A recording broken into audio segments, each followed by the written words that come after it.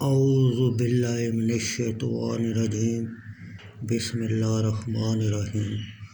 بخاری شریف جلد اول حدیث نمبر 1460۔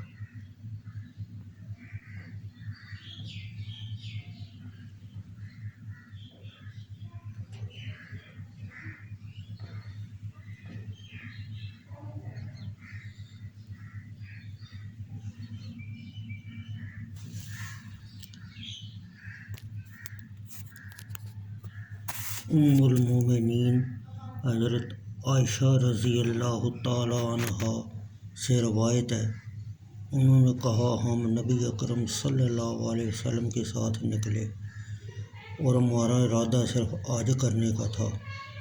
ہم جب مکہ مکرمہ آئے اور ہم نے بیت اللہ شریف کا طواف کیا، نبی اکرم صلی اللہ علیہ وسلم نے حکم دیا، جو شخص قربانی کا جانور ساتھ نہیں لایا وہ احرام کھول دے۔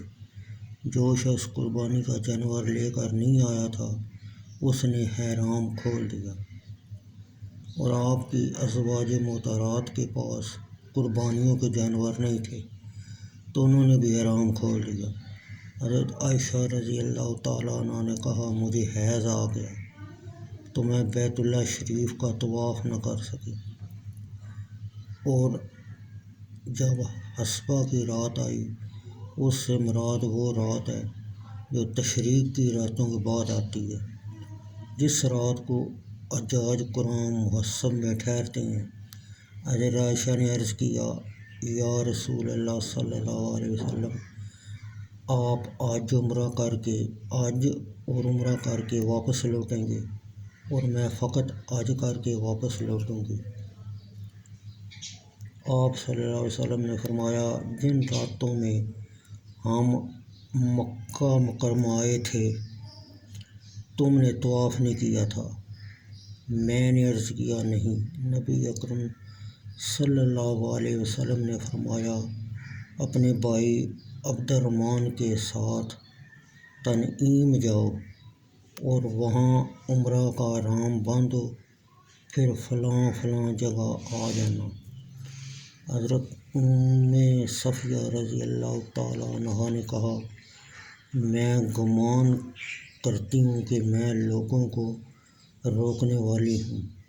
آپ صلی اللہ علیہ وسلم نے فرمایا، بانجھ سر منڈاتی ہوئی، کیا تو نے نحر کے دن طواف نہیں کیا؟ ام صفیہ رضی اللہ تعالیٰ عنہ نے کہا، میں نے عرض کیا، ہاں میں نے طواف زیارت کی ہے۔